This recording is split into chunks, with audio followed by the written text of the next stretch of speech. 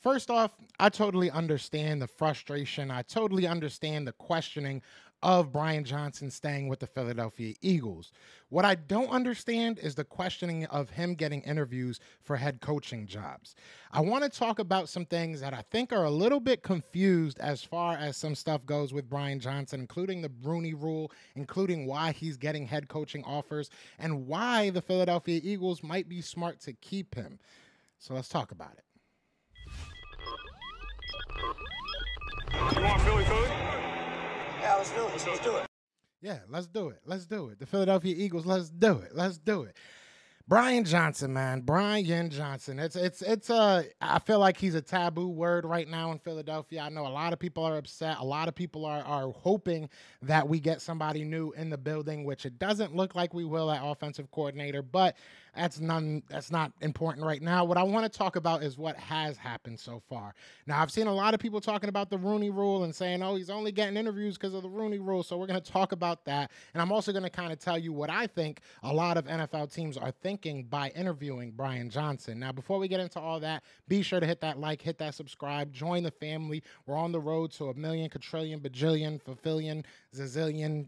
Y'all got to give me some new words, but I would love for you guys to join that ride. Now, look, we'll start with the beginning, man. I know that Brian Johnson had a tough year. The offense had a tough year in general. There was a point in time where it felt like the offense could do no wrong. It felt like in the right times, they were getting it together. They were figuring things out. They were having sustained drives. And sometimes it looked like the offense of old. And then most of the times it just looked like they were lost. I'm going to be honest with you. And especially towards the end of the year, it just looked like they couldn't figure anything out.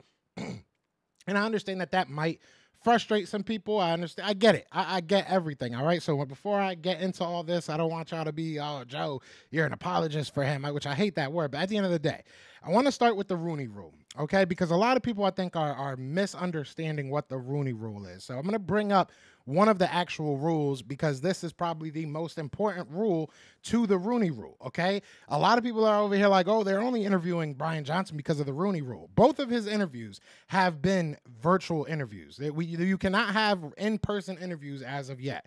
So one of the main rules, the number 2 rule for the Rooney Rule is clubs must conduct an in-person interview with at least one external minority candidate for any GM or head coaching interview.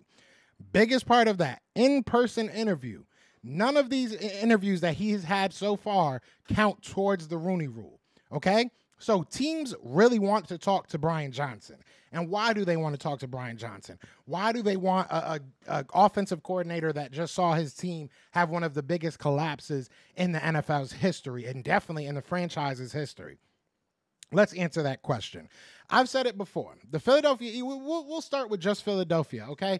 The Philadelphia Eagles, when they first got Brian Johnson, he helped Jalen Hurts succeed. He helped Jalen Hurts progress. We saw a different Jalen Hurts from year 1 to year 2. And even last year, he showed us some good things. The turnovers were a little bit frustrating. The play calling was a little bit frustrating. All that stuff together for not a great season, and obviously we didn't win, so it's not the season we want. But at the same time, you look at the progression of Jalen Hurts from year 1 to year 2 to year 3, there was a definite progression, and sticking on year 1 and 2 because that's when Brian Johnson was the quarterback coach and he had hands-on experience with Jalen Hurts. Teams see that, right? You look at the teams that he's talked to. I believe it was the Falcons. I believe it was the Carolina Panthers.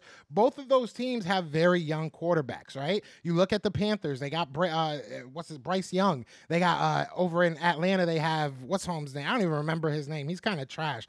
What is his name? I forget his name, but they got him too. You know what I'm saying? Y'all know they got a young quarterback. So at the end of the day, you look at these teams, they want to develop their quarterback, especially the Panthers. I feel like they wasted a year of Bryce Young, but you want to be able to develop these guys. You want to be able to find offenses that work for these young guys. And I feel like he's shown that he can do that. And you go back to when he was just a quarterback's coach, he was able to get the best out of a Jalen Hurts. So that's number 1 for me. That's number 1. You look at that as a team, that a franchise that has a young quarterback that you want to get the most out of, a guy like Brian Johnson makes a lot of sense because he'll have hands-on experience with the quarterback. Kind of look at Doug Peterson, right? A lot of people were looking at Doug Peterson like, oh, he just understands quarterbacks.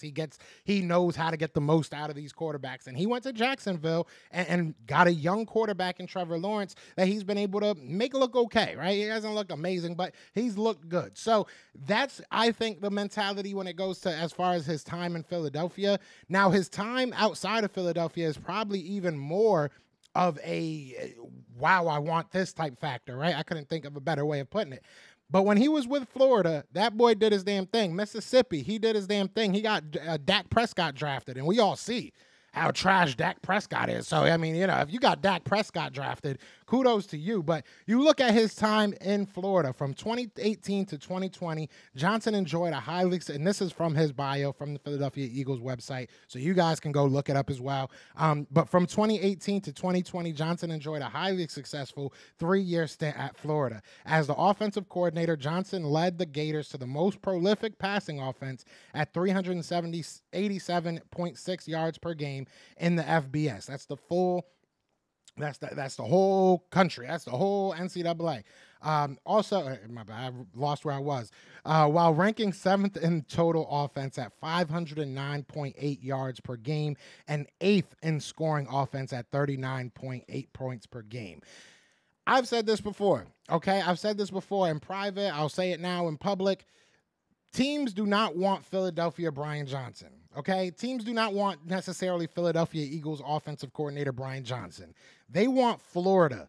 They want Florida Brian Johnson. And realistically, I want Florida Johnson. That's what I was thinking I was getting. I thought I was getting Florida, the mastermind of a great offense, Brian Johnson. We haven't gotten that. Now, he has to play within the restraints of Nick Sirianni's offense, but I truly do believe that that's what other teams are looking at, and that's what other teams are saying. Let's give him a chance to do his own thing. And this is what I was saying. I think it might be beneficial to the Philadelphia Eagles to hold on to him if he doesn't get a head coaching job, because we need to see what he has. We need to see what he has in his arsenal. Let's look at his playbook. Let's start using a little bit more collaborative effort to build this offense. And I think that Nick Sirianni is the type of guy that is open to doing stuff like that. I understand that in the first 2 years, it was kind of his way or the highway. But I think that now, especially with the defeat that we had in the playoffs and just that collapse that we had towards the end of the you got to be a little bit more open to change. I think that it's time for him to be a little bit more open to change. So I think that Brian Johnson is not the guy that we saw last year. And I think that's the most frustrating thing for me, is that I've seen him run some very good offenses, and I know that he has good skills when it comes to developing players and putting his players in good positions. So I think the Eagles are smart to hold off. I think the Eagles are smart to hold on to Brian Johnson and try to develop him as a play caller, try to develop him as an offensive coordinator, because if I know you guys love the Rooney Rule. If he does go get a head coaching job, we do get 2 third-round picks,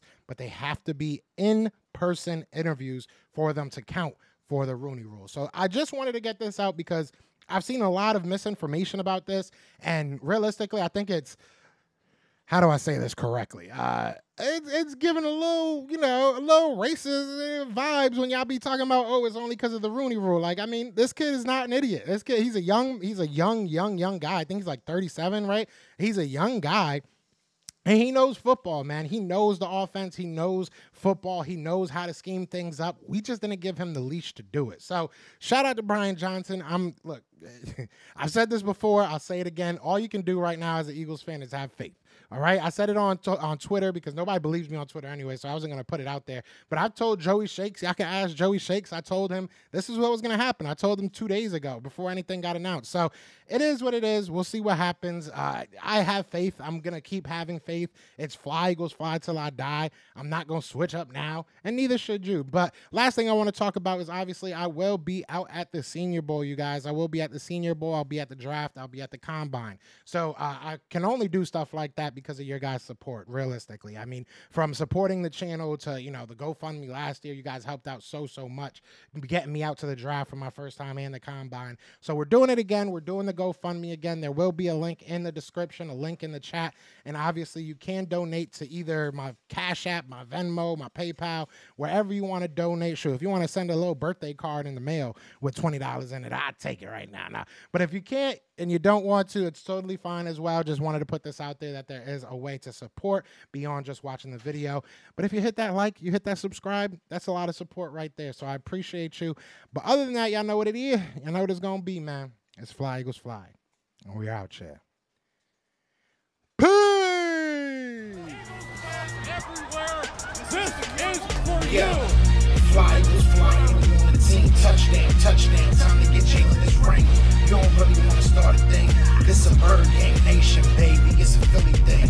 Hater, and you looking like you type trash. I'm just here calling on Philly the podcast. And we can call a man dog or watch Miles score off the handoff. Rest of the division, your man saw Jackson like Sean, hunting like Randolph. Season here, early time to do them in. Your boy Philly Fresco. Thanks for tuning in. All right, lastly, before I get out of here, I like to read some of these comments because sometimes y'all leave some funny comments. Sometimes I ain't going to lie, but sometimes y'all read some comments that warm my heart. So I want to read this. This is actually from a Cowboys fan. Look at that. Shout out to Mold Steven, Modest Vin. There we go. I can't read. Modest Vin. He said, hey, as a Cowboys fan, it was rough. But I realized that we take this football stuff too seriously. I'm not going to celebrate y'all loss this season. Heavy respect to Goddard, Kelsey, Smitty, among other men. Enjoy the offseason. Shout out to you, bro. You know what I'm saying? I respect that. That takes a lot to say. And I'll look. I was gonna say I'll give respect to y'all. I can't. I can't. It's hard for now. Real talk. Hey, we both on the same couch, so it is what it is. Shout out to you, man. I appreciate that comment and I appreciate the support. Yeah. The NFC least. Peace.